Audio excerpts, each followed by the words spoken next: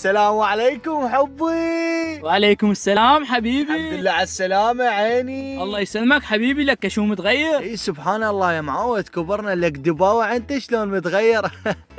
اي شلون الصين؟ والله ملتهين شغل ودراسة، شو نسوي؟ الله يساعدكم. شلون هالاجواء هناك؟ ايه الاجواء حلوة حلوة. اي شلون الاكل هناك؟ كله اندوم وكذا وبحرية. والله مقضيها اندومي واكل بالبيت. اي صحيح، ما اطيب من اكل البيت. مساء الخير أعزائي المشاهدين، وردنا خبر عاجل حاليا وهو أول إصابة شخص عراقي بفيروس كورونا. عمي هذا المرض سوى بالناس. اي والله الله يبعدنا الله يبعدنا. اي والله دمر العالم، وهسه يقول لك جايب طريقة للعراق. الله يحفظنا حبيبي، والحمد لله على كل حال. اي الحمد لله والشكر على كل حال. واسمه مشتبه به اسمه عمار. شلون يمه؟ والله حشاش هذول اهل الاخبار، بس لا يقولون انت. لا يا معود الله يبعدني. لك ايش فيك دن الشاقة وياك؟ هسه ما يصير الواحد يشاقة وياك. ايه بعد لا تشاقل. وردتنا توا معلومات عن المصاب عمار يوم امس من الصين. شلون؟ من الصين واسمه عمار؟ هاي ايش بيك؟ مليون رحلة باليوم.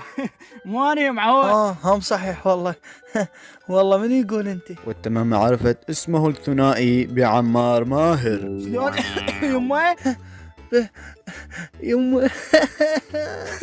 لا عمار لا، ترى ما بيشغل الموضوع. حمود يا معود. شو تموت يا معود؟ انت شايف ترى استوك هالحمار يا معود. ترى وهذا خوفني. حقي يخوفك، يعني قابل البطيارة كلهم اسمهم عمار ماهر.